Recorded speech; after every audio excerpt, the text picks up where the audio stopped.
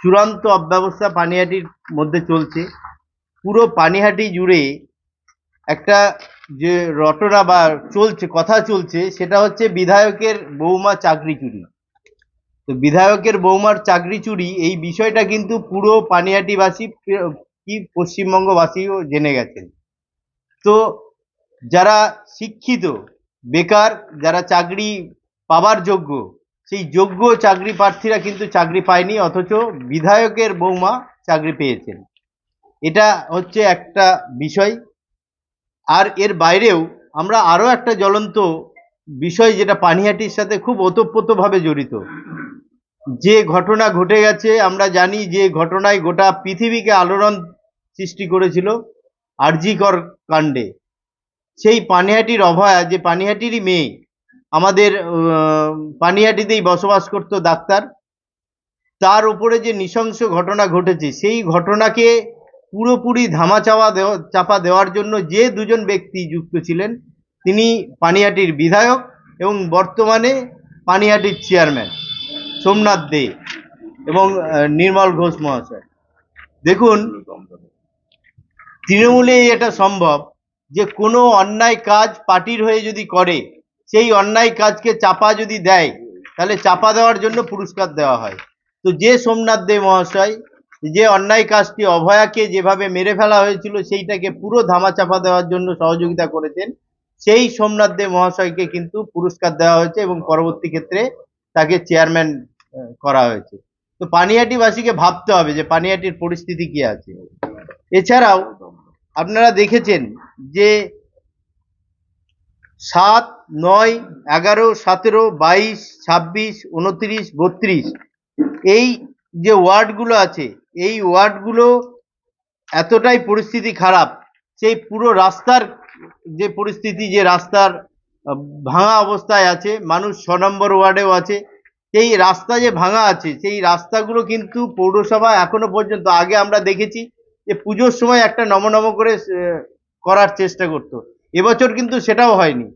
কারণ দেউলিয়া হচ্ছে পৌরসভা, সেই পৌরসভার আর্থিক পরিস্থিতি নেই যে রাস্তাগুলোকে ঠিক করবে। তো সেই জায়গাতে পানিহাটিতেও এইভাবে রাস্তার একটা পুরো ভাঙা অবস্থায় মানুষ দুর্ভোগ ভোগ করছে। এছাড়াও 21, 23, 24, 27, 30, 35 এই ওয়ার্ডগুলোর পুরোপুরি যে পরিবার আছে, এই পরিবারগুলি মোটামুটি বছরের অধিকাংশ সময়েই জলের তলে থাকে, রাস্তাগুলো জলের তলে থাকে, তারা সেই পরিবারগুলো দুর্ভোগ পায়। আপনারা দেখেছেন কিছুদিন আগে, আপনারা সংবাদ মাধ্যমে এগুলো দেখিয়েছিলেন যে পানিহাটির চেয়ারম্যান একটা ওয়ার্ডে গেছেন, সেখানকার সাধারণ মানুষ তাকে ঘিরে বিক্ষোভ করেছেন, কারণ তারা সেই ব্যবস্থা পাচ্ছে না। পানিহাটির যে পানীয় জলের, পরিশুদ্ধ পানীয় জলের 24 ঘন্টা দেওয়ার প্রতিশ্রুতি দেওয়া হয়েছিল তৃণমূলের সাংসদের পক্ষ থেকে, তৃণমূলের বিধায়কের পক্ষ থেকে, কিন্তু সেটা কিন্তু এখনো পর্যন্ত পানিহাটিবাসী পাননি। তো এই বিষয়গুলো আছে। পানিহাটি আরো জ্বলন্ত যে ঘটনা আছে, যেটা রামচন্দ্রপুরে আপনারা জানেন যে 2 একর জায়গা জুড়ে একটা ভ্যাট আছে, ভাগার আছে। পুরো পানিহাটির আবর্জনা সেখানে ফেলা হচ্ছে। পানিহাটির সেই আবর্জনা শুধু সেখানে নয়, পানিহাটির যে মেন রোড আছে এবং ওয়ার্ডের মধ্যে মেন রোড যেগুলো আছে, সেই রোডের ধারে পুরো স্ট্যাক করা হচ্ছে এই জঞ্জালগুলোকে, এবং দুর্গন্ধ এবং নোংরা, সাথে সাথে মশাবাহিত, মাছিবাহিত যে রোগ, সেই রোগেও কিন্তু ভুগতে হচ্ছে সাধারণ নাগরিককে। তো পানিহাটির পৌরসভার যে পরিষেবা দেওয়ার কথা, সেই পরিষেবা কিন্তু ঠিক মতন দিতে পারছে না। আর পানিহাটি পুরো ভারতবর্ষের মধ্যে এমন একটা জঞ্জাল যুক্ত শহর হিসেবে পরিচিত হয়েছে, যেটা রেকর্ডে উঠে গেছে যে পানিহাটির এই পরিস্থিতি আছে। পানিহাটিতে এটাও হয়েছে নিজেদের মধ্যে ওদের যে গোষ্ঠী কোন্দল, আপনারা দেখেছেন যে 8 নম্বর ওয়ার্ডের কাউন্সিলর, তাকে প্রকাশ্যে গুলি করে হত্যা করেছে, সেটা পরোক্ষভাবে বিচার চলছে এবং সেই বিচারে অনেকেরই নাম জড়িয়েছে, অনেকেই অনেক কিছু চিন্তা করেছেন বা ভেবেছেন। তো এরও একটা প্রতিকার হওয়া উচিত, যে জঙ্গল রাজ চলছে, যে মস্তানি ব্যবস্থা চলছে, সেই মস্তানি ব্যবস্থা থেকে পানিহাটিকে মুক্ত করতে হবে, এটাও আমাদের দাবি। ছোট ছোট দোকানদার এবং মালিকরা দোকানের ভিতরে জল ঢুকে যায়, যেটা বলছিলাম যে একটু বর্ষা হলেই যে ছোট ছোট দোকানদার আছে, তাদের দোকানগুলো দীর্ঘদিনের পুরানো দোকান, কিন্তু তার ভিতরে জল ঢুকে যায়, ফলে তাদের ব্যবসারও বন্ধ হয়। অথচ পানিহাটি পৌরসভায় এমন পরিস্থিতি আছে যে ট্রেড লাইসেন্সের ফি প্রায় 100 গুণ 200 গুণ বাড়িয়ে দেওয়া হয়েছে। তো এই ছোট দোকানদাররা যদি ব্যবসাই না করতে পারে, তাহলে তারা কিভাবে তার ট্রেড লাইসেন্স ফি জমা দেবে? এটাও কিন্তু পানিহাটির নাগরিকদের পক্ষ থেকে আমরা রাখছি বিষয়টা। এছাড়া যে বাসন্তী কটন মিল, সেই বাসন্তী কটন মিলও এখন আপনারা জানেন যে ভেতরে ভেতরে একটা পানিহাটির যারা ব্রোকার আছেন, বিখ্যাত ব্রোকার, সেই ব্রোকাররা যেভাবে ডাকব্যাগকে শেষ করেছে, সেখানে ওয়্যার হাউস তৈরি হয়ে গেছে, সেখানে শিল্পের জায়গায় এখন ট্রেডিং এর ব্যবসা হচ্ছে। সেই রকমই বাসন্তী কটন মিলকেও কিন্তু বিক্রি করার একটা চক্রান্ত চলছে, সেটারও আমরা তীব্র প্রতিবাদ করছি। এছাড়া এর সাথে এই বাসন্তী কটন মিলের সাথে আচার্য প্রফুল্লচন্দ্র রায়ের কিন্তু নামের একটা যোগাযোগ আছে। সেই ঐতিহ্যময় বাসন্তী কটন মিলের জায়গাতে আমরা চাইছি সেখানে শিল্প হোক পানিহাটি নাগরিকের জন্য, তাহলে একটা কর্মসংস্থানের জায়গা তৈরি হবে। 2021 সালে প্রতিশ্রুতি সত্ত্বেও মানুষ যে আজও পানীয় জলের, যেটা আগেই বলছিলাম আমি, পানীয় জলের দুর্ভোগে ভুগছে পানিহাটির নাগরিকরা।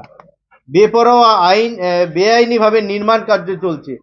6 ফুট 7 ফুট 8 ফুট রাস্তা, যে চওড়া রাস্তা, যেখানে পৌরসভা কোনো দিতে পারেন না, পারমিশন দিতে পারেন না, সেখানে 4 তলা বিল্ডিং হয়ে যাচ্ছে।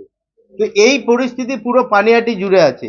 পানিহাটি জুড়ে যেটা আছে, যে খড়দাও ব্যতিক্রম নয়। স্থানীয় হাসপাতালে সেখানে কিন্তু বৃষ্টি হলে জলের তলায় ডুবে যায় সামান্য বৃষ্টিতে। অর্থাৎ এই যে অল্প বৃষ্টিতে নিকাশি ব্যবস্থার যে কি বিহাল দশা আপনারা বুঝতে পারবেন যদি সামান্য বৃষ্টিতে একটা হাসপাতাল কার্যত জলের তলায় ডুবে যায়। স্বাভাবিকভাবেই রোগী যারা থাকে ভর্তি থাকেন তাদের জীবন বিপন্ন থাকে। তৃণমূলের যে পরিচালিত পৌরসভা, তারা নিজেদের দুর্নীতি ছাড়া আর কোনো নীতি করে না। মানুষের সেবার যে কাজ সেগুলো কিছু দেয় না, তাই স্বাভাবিকভাবেই সাধারণ মানুষ সেখানকার তারা অত্যন্ত ক্ষুব্ধ। বন্দিপুরে সেখানে প্রায় 200 বস্তা ছাই মেশানো মাটি ফেলা হয়েছে, যা সামান্য বৃষ্টিতেই সেখান থেকে প্রচন্ড একটা পচা দুর্গন্ধ বেরোচ্ছে। সাধারণ মানুষের সেখানকার যে নাভিশ্বাস অবস্থা হয়েছে। স্বাভাবিকভাবেই যদি এরকম দূষিত একটা পরিবেশ থাকে, সেখানকার যারা বয়স্করা রয়েছেন, শিশুরা রয়েছেন, তাদের অত্যন্ত খারাপ অবস্থা। গোটা খড়দা জুড়ে বেআইনিভাবে পুকুর ভরাট চলছে। এই পুকুর ভরাটটা আমার মনে হয় কলকাতা পুরসভা বা কলকাতা পুরসভার বাইরেও যেগুলো পুরসভাগুলো রয়েছে, বিভিন্ন জায়গায় অবাধে পুকুর ভরাট চলছে। কিছুদিন আগেই আমরা দেখেছিলাম যে তৃণমূলের এক খুব বড় নেতা তিনি বলেছিলেন, না এখানে সেরকম পুকুর ভরাট হয়নি। সামান্য যে রামসার যে প্রকল্পটা ছিল, যে বক্তব্যটা ছিল, সেটাকে ভায়োলেট করে অবাধে পুকুর ভরাট করে সিন্ডিকেট সেখানে বাড়ি হচ্ছে, যাতে কিনা সিন্ডিকেট রাজ বহাল থাকে, তোলাবাজি বহাল থাকে এবং অত্যন্ত খারাপ মানের কাঁচা মাল দিয়ে সাধারণ মানুষ যে বাড়িগুলি তৈরি হচ্ছে সেখানে যারা যাচ্ছেন নিজেদের সারা জীবনের পুঁজি দিয়ে স্বপ্ন, একরাশ স্বপ্ন চোখে নিয়ে, সেই তাদের জীবনও কিন্তু কার্যত বিপন্ন হচ্ছে। খড়দা পৌরসভার একটি ওয়ার্ডে বেআইনি বহুতল তৈরি করার প্রতিবাদ করায় প্রাণনাশের হুমকি দেওয়া হয়েছে। এই ঘটনাগুলি আপনারা সংবাদ মাধ্যমের বন্ধু, আপনারা তো বিস্তারিত জানেন। আমরা বারে বারে বলছি যে এক একটা বিধানসভাতে এত আমাদের বলার রয়েছে, সেটা বললে বোধহয় সংবাদ এই প্রেস কনফারেন্সটা অনেক লম্বা হয়ে যাবে। আমরা ছোট ছোট পয়েন্টগুলো খালি তুলে ধরছি। এগুলো আমাদের কথা নয়, সাধারণ মানুষের সঙ্গে কথা বলে এই তথ্য আমরা পেয়েছি, যেগুলো সাধারণ মানুষের আওয়াজ হয়ে ভারতীয় জনতা পার্টি আপনাদের সামনে তুলে ধরছে। খড়দা পৌরসভার পরিকাঠামোর উন্নয়নে কোনো নজর দেওয়া হয়নি, তার ফলে ছিঁড়ে পড়া তারে বিদ্যুৎ স্পৃষ্ট হয়ে পথচারীর মৃত্যু হয়েছে। এই ঘটনা আমরা প্রতি বর্ষায় আমরা দেখতে পাই যে বিদ্যুৎ স্পৃষ্ট হওয়ার ঘটনায় কখনো স্কুলের ছাত্র, কখনো প্রৌঢ়, কখনো নাবালক বা নাবালিকা, কখনো একজন কর্মক্ষম পুরুষ, তাদের মৃত্যু হয়। এই যে এদিকে নজর না দেওয়া, এটার জবাব কে দেবে? একজন তারা খালি কাঁদছেন কোন বিএলও, নিশ্চয়ই প্রতিটা মৃত্যু দুঃখে, কিন্তু এই যে এই পথচারীর যে মৃত্যু হয়েছে তার জন্য কি যারা নিজেদের মা মাটি মানুষের সরকার বলেন তাদের কি মন কাঁদে না? খড়দা লেভেল ক্রসিং এর রোজ জীবনের ঝুঁকি নিয়ে চলছে পারাপার। প্রতিশ্রুতি দিয়েও কিন্তু রেল লাইনের ওপর দিয়ে ফ্লাইওভারের কোনো কাজ এখনো পর্যন্ত শুরু করা হয়নি। এছাড়া আমি জল নিকাশির কথা খানিকক্ষণ আগেই বললাম, সংস্কারের প্রতিশ্রুতি দেওয়া হয়েছিল, কিন্তু প্রতিশ্রুতিগুলো হয়েছে শুধুমাত্র ওই অন্তঃসার প্রতিশ্রুতি, ফাঁকা বুলি, যেগুলো আমরা 2011 সাল থেকেই শুনে অভ্যস্ত হয়ে গেছি। পাতুলিয়া এক মহিলাকে গণধর্ষণ করা হয় এবং যেটা সাধারণ মানুষের অভিযোগ যে তৃণমূলের যে আশকারাতে এই দুষ্কৃতীরা এই অভব্য আচরণ আমাদের রাজ্যের মা বোনদের সঙ্গে করার দুঃসাহস পায়, কারণ তারা জানে যে তৃণমূল আশ্রিত দুষ্কৃতীদের ওপর যদি ওই লোকাল দুষ্টু মিষ্টি দাদা বা ভাইদের হাত থাকে তাহলে এই রাজ্যে ধর্ষণ করেও পার পাওয়া যায়। তার আরো একটা উদাহরণ রয়েছে কামদুনি, তার আরো একটা উদাহরণ রয়েছে হাঁসখালি, এরকম বহু উদাহরণ রয়েছে। রাজ্যে মহিলাদের যে নিরাপত্তা নেই, রাজ্যের মাননীয় মুখ্যমন্ত্রী নিজে মহিলা হয়ে তিনি মহিলাদের বলেন 8টার মধ্যে বাড়ি ঢুকে যান। এটা মহিলা হিসেবে আমাদের কাছে অত্যন্ত লজ্জা। এবারে আমরা চলে আসছি পরবর্তীতে, আচ্ছা এখানে খোপলির বিল, সেখানে কিন্তু বেশিরভাগ অংশে মাটিতে ফেলে অবৈধভাবে ভরাট এবং প্লট করে বিক্রি করার অভিযোগ উঠেছে। এটা অত্যন্ত গুরুত্বপূর্ণ।